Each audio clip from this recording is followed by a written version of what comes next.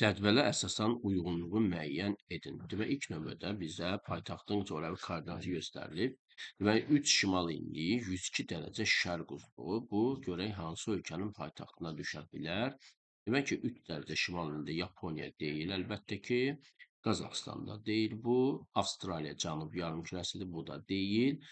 Malayziya, Braziliya. Braziliya şərq yox, qərb yarımkürəsi bu da deyil və 1-ə 1 bəndimiz qalır. 1-ə 4 və Malayziya. Malayziya isə bildiyimiz kimi Malayziya əsasən cənub-şərqi Asiyada yerləşir və bu ərazi əsasən Qalay Wolfram quşağına düşür. Bilək ki, birinciyə 4 və C olacaq doğru cavab. Demək, elə bir bəndimiz qalır burada. 2-16 cənub enliyi, 48 qərb uzuna düşən ölkə. Demək, 16 cənub, 48 qərbə düşən bu demək Braziliya oldu və Braziliyada boksitlə zəngin olmuş oldu.